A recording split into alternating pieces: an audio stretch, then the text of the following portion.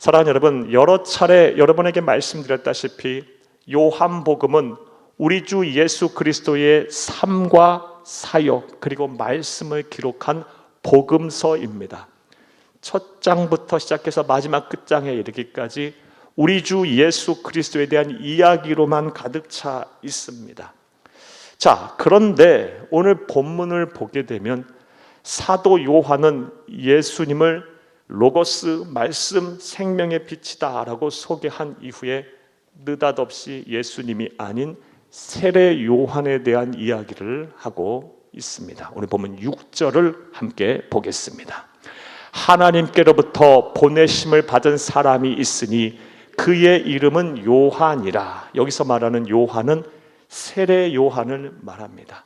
자, 그렇다면 예수님에 대해서 소개한 이후 예수님이 로고스 말씀이시다, 생명의 빛이시다 라고 소개한 이후 왜 갑자기 예수님이 아닌 세례 요한을 사도 요한은 소개하고 있을까요? 사랑하는 여러분, 세례 요한이 어떤 사람입니까? 세례 요한은 예수님보다 6개월 앞서서 세상에 온 사람입니다. 하나님이 보낸 사람이에요.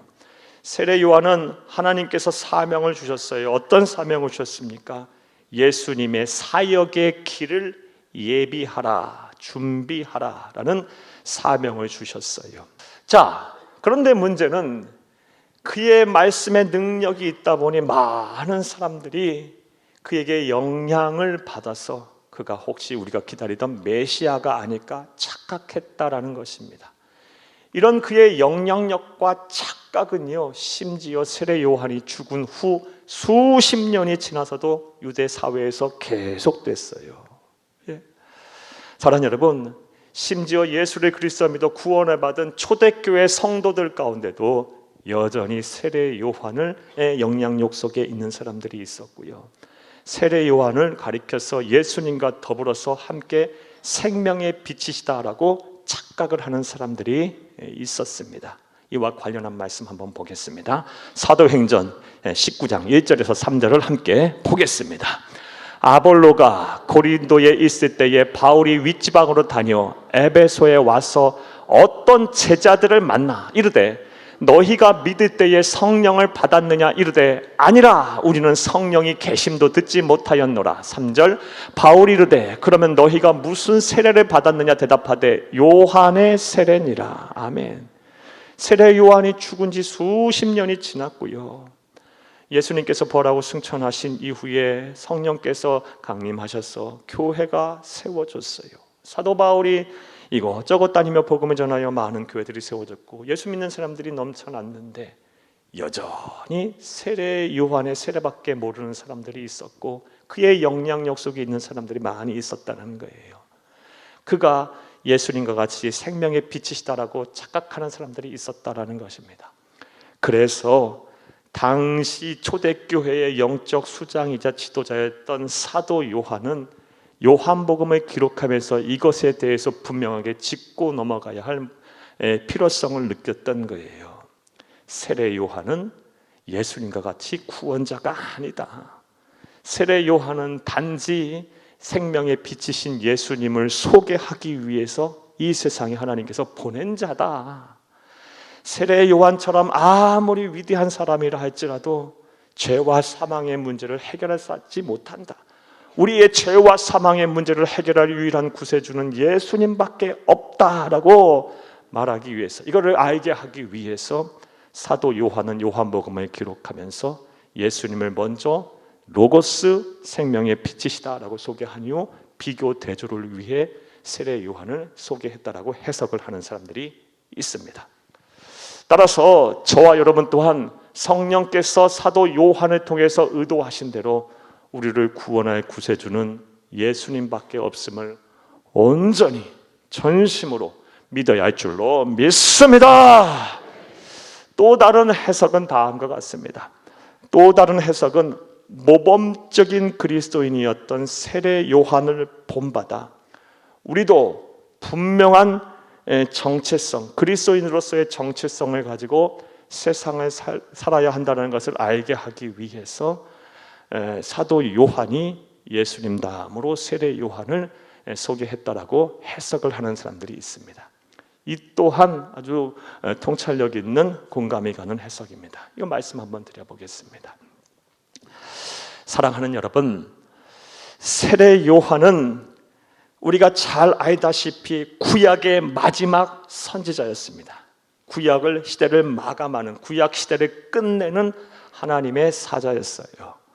동시에 새로운 시대, 우리 주 예수 그리스도가 이 땅에 재초림하신 이후 성령의 시대가 열리는 그 성령의 시대를 여는, 초림의 시대를 여는, 신약의 시대를 여는 첫 그리스도인이기도 했습니다. 그는 아주 모범적인 그리스도인이었어요. 이를 알 수 있는 말씀을 한번 보겠습니다. 요한복음 1장 29절을 함께 보겠습니다. 이튿날 요한이 예수께서 자기에게 나오심을 보고 이르되 보라, 세상 죄를 지고 가는 하나님의 어린 양이로다. 아멘. 이 말씀은요, 예수님이 사역을 시작하시기 전에, 공생애를 시작하시기 전에 뭐부터 하셨습니까? 세례 요한에게 물세례부터 받으셨어요. 세례 요한에게 물세례를 받기에 나오실 때 세례 요한의 영안이 열려서 예수님을 보게 돼요. 예수님을 보고 예수님을 향하여 세상 죄를 지고 가는 하나님의 어린 양이다. 뭐다? 그리스도다. 구세주다. 이미 세례 요한은 예수님이 공생애를 시작하기 전부터 예수님을 알아보고 그리스도로 믿었던 거예요. 신약의 시대를 여는 첫 그리스도인이었던 거예요. 그리고 그는 순교하기까지 이런 분명한 정체성을 가지고 예수를 그리스도로 믿었고 예수를 그리스도로 전했습니다. 따라서 이런 모범적인 그리스도인이었던 세례 요한을 본받아 저와 여러분 또한 그리스도인으로서의 분명한 정체성을 가지고 이 생명의 빛이신 예수님을 온전히 믿고 세상에 온전히 전해야 할 줄로 믿습니다.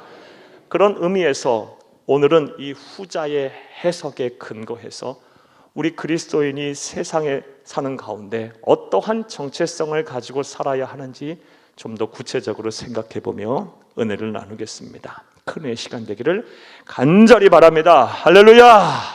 자, 이제부터 생각해 보겠습니다. 그렇다면 우리 그리스도인들은 어떠한 정체성을 가지고 세상을 살아야 할까요? 오늘 세례 요한의 삶을 통해서 우리는 무엇을 배울 수가 있을까요? 자, 이제부터 따라하시겠습니다. 첫째로, 우리는 하나님께서 세상에 보낸 자들입니다. 우리 그리스도인들은, 저와 여러분은 하나님께서 세상에 보낸 자들이라는 정체성을 가지고 살아야 합니다. 오늘 본문 6절을 다시 한번 보겠습니다. 하나님께로부터 보내심을 받은 사람이 있으니 그의 이름은 요한이라. 아멘. 앞서 말씀드린 것처럼 하나님께서는 세례 요한을 예수님보다 6개월 앞서 세상에 오게 보내셨어요. 보내신 목적은 주의 길을 예비하라, 사람들에게 회개의 메시지를 선포케 해서, 천국 메시지를 선포케 해서 사람들의 마음의 밭을 갈아엎게 해서 예수님께서 오셔서 사역을 감당할 때 그 예수님의 메시지를 듣게 하도록, 변화된 삶을 살게 하도록 마음의 밭을 갈아엎는, 기경하는 그런 사명을 감당하게 하기 위해서 6개월 전에 앞서 보냈어요. 세례 요한은 이처럼 자신이 하나님을 보내셨다, 예수님의 길을 예비하기 위해서 보내셨다라는 그런 하나님의 뜻을 정확하게 이해하고 있었고, 이런 정체성 속에서 그는 평생을 살았습니다. 이것을 알 수 있는 말씀을 한번 보겠습니다. 요한복음 1장 23절을 함께 보겠습니다. 이르되 나는 선지자 이사야의 말과 같이 주의 길을 곧게 하라고 광야에서 외치는 자의 소리로라 하니라. 아멘.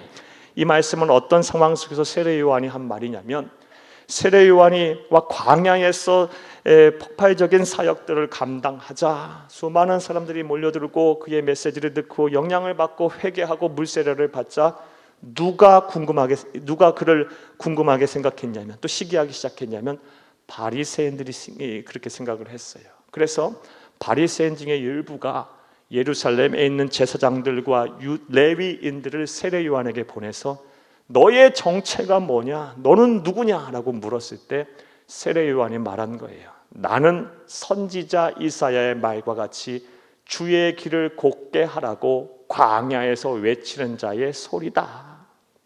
나는 하나님께서 예수 그리스도의 사역의 길을 예비하라고 세상에 보낸 자다. 분명하게 하나님께서 나를 보내셨다라는, 세상에 나를 보내시겠다는 정체성을 그는 인지하고 있었고, 이 정체성 속에서 사역을 했던 것입니다. 그런데 세례 요한을 세상에 보낸 하나님은 저와 여러분 또한 세상에 보내셨습니다. 이것을 오늘은 온전히 믿어야 돼요. 즉, 저와 여러분은 그냥 우연히 세상에 만들어진 존재가 아니에요. 아무 의미 없이 우리가 세상에 이 땅에 태어난 존재가 아니라는 것입니다. 아무 우연 없이 우연히 진화의 산물로 이 세상에 조성된 자들이 아니고, 또 어떤 사람의 실수와 또 잘못으로 이 땅에 태어난 존재도 아니라는 것입니다. 하나님의 철저한 계획과 섭리와 목적 아래 하나님은 저와 여러분을 창조하셨고, 하나님의 때에 이르러 저와 여러분을 세상에 보내셨음을 믿으시기를 간절히 주의 이름으로 축복합니다. 우리 그리스도인들이 이렇게 하나님의 나를 계획을 가지고 뜻하신 바대로 하나님의 시각에 세상에 보내셨다라는 정체성을 갖고 살게 되면요, 세상 무서울 것이 없습니다. 사람이 두렵지가 않습니다. 환경에 지배받지 않습니다. 염려와 근심 속에 살지 않아요. 왜냐하면 나를 향해 계획을 가지고 나를 보내신 자가 누굽니까? 전지전능하신, 모든 것을 알고 모든 것을 하실 수 있는 분이시고, 세상 우주 만물을 창조하시고 주관하시고 소유하신 분이세요. 그분이 나를 보내셨고 그분이 지금 나와 함께 하신다는데 무엇이 두렵고 무엇이 걱정이 되며 무슨 염려가 되겠습니까? 우리 그리스도인에게 이 정체성이 없기 때문에 우리가 늘 힘들고 어렵고 환경에 지배받고 사람들에게 휘둘리며 사는 거예요. 사랑하는 여러분, 부탁드립니다. 하나님이 여러분을 세상에 보내셨음을, 창세전부터 여러분을 향한 계획을 가지고 뜻하신 바대로 하나님의 시각에 여러분을 보내시고 지금도 함께하고 계심을 온전히 믿고 이 정체성 속에 살아가는 여러분들이 다 되시기를 간절히 주의 이름으로 축복합니다. 그리고 두려움에서 벗어나세요. 그래서 우리 주 예수님께서는 다음과 같이 말씀을 이 세상에 계시는 동안 우리에게 하셨어요. 이 말씀도 보겠습니다. 마태복음 10장 28절에 31절을 함께 보겠습니다. 몸은 죽여도 영혼은 능히 죽이지 못하는 자들을 두려워하지 말고 오직 몸과 영혼을 능히 지옥에 멸하실 수 있는 이를 두려워하라. 참새 2마리가 한 아사리온에 팔리지 않느냐? 그러나 너희 아버지께서 허락하지 아니하시면 그 하나도 땅에 떨어지지 아니하리라. 너희에게는 머리털까지 다 세신 바 되었나니 두려워하지 말라. 너희는 많은 참새보다 귀하니라. 아멘. 이 말씀 무슨 말씀이냐? 우리 예수님께서 내가 직접 너희를 선택해서 너희를 보냈다라고 하면서 사람들을 두려워하지 마라. 몸은 죽일지라도 영혼까지 죽이지 못하는 사람들을 왜 두려워하느냐? 너희가 두려워할 존재는 몸과 영혼을 능히 지옥에 멸하시느니 누굽니까? 하나님밖에 없어요. 하나님만 두려워하고 세상 사람들 무엇인가를 두려워하지 마라. 참새를 보라. 참새 한 마리 한 아사리온. 한 아사리온은 오늘날로 환산하면 1,000원도 안 돼요. 이거 가비에 팔리지 아니하느냐. 하지만 그것도 하나님이 허락하셔야 되는 거다. 그런데 생각해봐라. 온 우주 만물, 참새를 포함한 온 우주 만물보다 하나님은 너희를 더 귀하게 여기신다. 머리털까지 세신 바 되시는 그 하나님께서 세밀하게 너희를 살피시며 계획을 갖고 너희를 보내셨는데 왜 두려워하느냐? 이 말씀이에요. 사랑하는 여러분, 다시 한번 권면의 말씀드려요. 하나님이 저와 여러분을 세상에 보내셨어요. 우리는 이 땅에 우연히 존재하는 존재가 아니에요. 진화의 산물도 아니고요. 누군가의 실수로 세상에 나온 사람들도 아니에요. 저와 여러분 하나님께서 정말 귀하게 여기시면서 창세전부터 세상이 만들어지기 전부터 저와 여러분을 향한 계획을 가지시고 때가 돼서 이 세상에 보낸 자들이에요. 우리에게 이런 믿음이 없고 이런 확신이 없고 이런 정체성이 없었기 때문에 그동안 많은 시간 동안 향방 없는, 목적 없는, 방향 없는 인생을 살았던 것이고, 그리고 염려와 근심과 두려움을 떨쳐버리지 못하고 살았던 거예요. 하나님이 여러분을 향한 계획을 갖고 계세요. 뜻이 있으셨어요. 그리고 여러분의 세상에 보내셨어요. 이런 정체성을 갖고 살아가시기를 간절히 바랍니다. 자, 우리 그리스도인이 어떤 정체성을 가지고 세상을 살아야 합니까? 하나님이 나를 세상에 보내셨다. 하나님이 나를 세상에 보내셨다. 또 두 번째로 우리 그리스도인들은 어떠한 정체성을 가지고 살아야 할까요? 세례 요한의 삶을 통해 우리는 무엇을 배울 수 있을까요? 따라 하시겠습니다. 둘째로 우리는 참된 빛인 예수님을 증언하여 그를 믿게 하기 위해 세상에 온 자들입니다. 우리가 이 세상에 왜 왔냐? 왜 하나님이 나를 보내셨냐? 참된 빛이신 예수님을 증언하여 그를 믿게 하기 위해 세상에 온 사람들이에요. 오늘 본문 말씀 7절과 8절을 함께 보겠습니다. 그가 증언하러 왔으니 곧 빛에 대하여 증언하고 모든 사람이 자기로 말미암아 믿게 하려 함이라. 그는 이 빛이 아니요 이 빛에 대하여 증언하러 온 자라. 아멘. 성경을 볼 때 항상 지시하는 지시대명사들, 지시어들을 잘 봐야 합니다. 주어와 수로 또한 잘 봐야 합니다. 7절에 그가 증언하러 왔으니, 여기서 그는 세례 요한을 말해요. 그가 무엇을 증언하러 왔습니까? 빛에 대해서. 빛이 누구십니까? 생명의 빛이신, 참된 빛이신 예수님을 말해요. 그는, 세례 요한은 예수님에 대하여 증언하고 모든 사람이 자기가 증언하는 것으로 말미암아 예수를 믿게 하려 하기 위해서 세상에 왔다라는 거예요.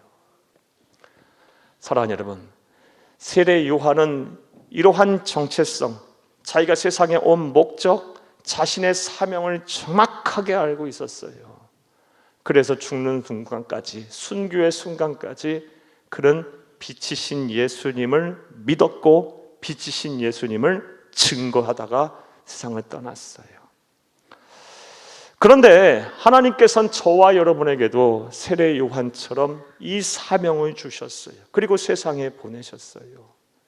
하나님께서 창세전부터 저와 여러분을 향한 계획을 가지셨는데 그 계획이 무엇이냐? 바로 빛이신 예수님, 참된 빛이신 예수님을 세상에 증언하고 우리의 증언을 통하여 많은 사람들이 예수를 믿게 하려 하기 위해서 저와 여러분의 세상에 보내셨다라는 것입니다.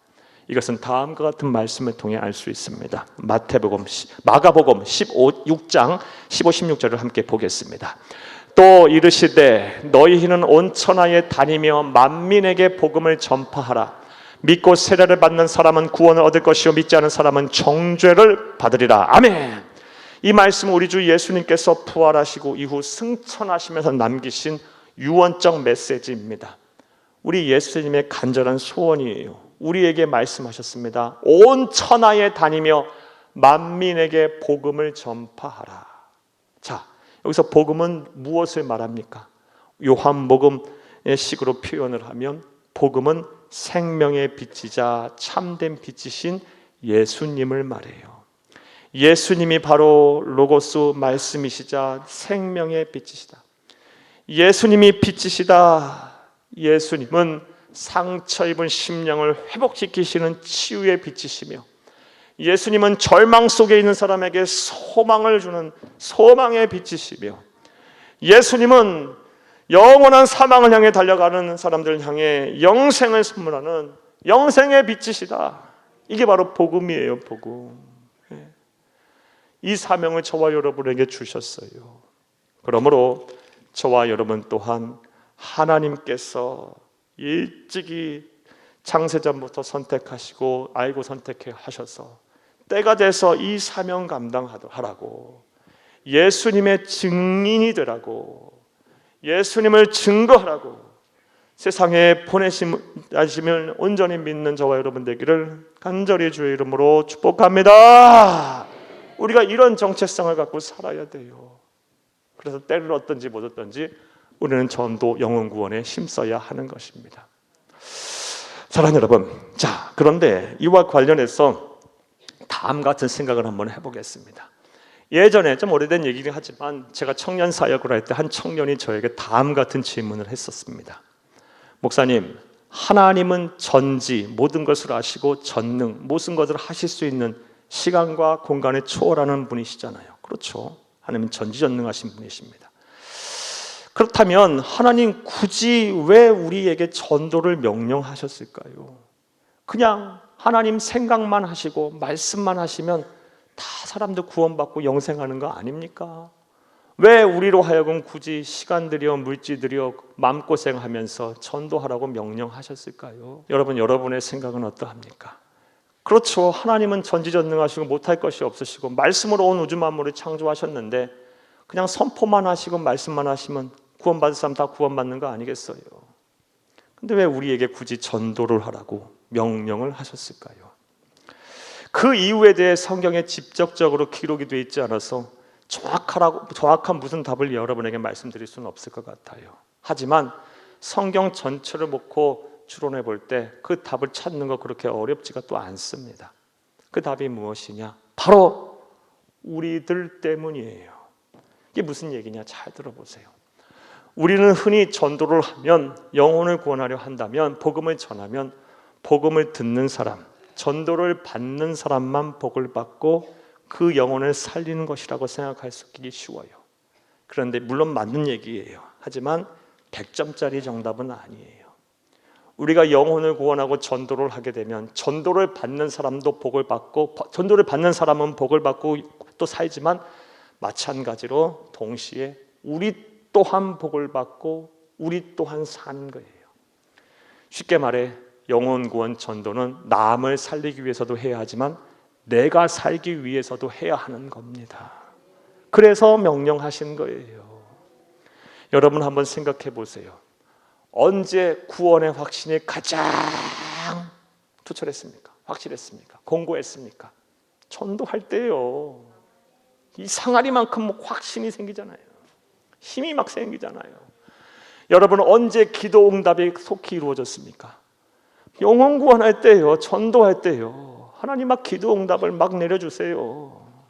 언제 하나님의 살아계심과 하나님의 영광을 그렇게 체험했습니까? 영혼 구원할 때요. 전도할 때요. 왜냐하면 그것이 하나님의 간절한 소원이자 하나님의 시선, 하나님의 마음이 거기를 향해 있기 때문에 하나님이 기뻐하시는 일을 행해야 하나님이 그런 영광도 보여주시고 기도 응답도 속히 내려주시며 강한 확신도 주시는 거예요. 전도자에게는요, 하나님이 막 물 붓듯이 복을 부어주시고 확신을 주시고 힘과 능력을 주세요. 이런 의미로 볼 때 영혼 구원 전도는 남을 살리기 위해서도 해야 되지만 내가 살기 위해서 해야 되는 거예요. 여러분, 여러분의 신앙, 여러분의 현재 모습은 어떠합니까? 사랑하는 여러분, 예수를 믿는다고 예배 참석한다고 다 은혜를 받고 다 복을 받는 것은 아닙니다. 하나님 뜻대로 살아야 되는 거예요. 하나님 말씀대로 살아야 되는 거예요. 하나님이 기뻐하시는 일을 행해야 되는 겁니다. 예수를 그래서 믿으면 구원은 받습니다. 구원은 받는 데서 그쳐서는 안 돼요. 우리는 이 세상 사는 동안 하나님이신 예수님께서 우리에게 약속하신 대로 내가 이 세상에 온 것은 양으로 생명을 얻고 더 풍성한 삶을 살게 하기 위해서 이 세상에 오셨다고 하셨다면 그 예수님이 오신 목적이 부합하는 그 복을 받는 삶을 살아야 하는 겁니다. 이것을 가능케 하는 것이 바로 영혼 구원 전도입니다. 그러므로 사랑하는 여러분, 세례 요한이 알았던 분명한 정체성, 나는 생명의 빛이자 참된 빛이신 예수님을 증언하러 이 세상에 왔다. 라는 이 정체성을 가지고 하나님의 나라 가는 그날까지 영혼 구원에 힘쓰시는, 전도에 힘쓰시는 여러분들이 다 되시기를 간절히 주의 이름으로 축복합니다.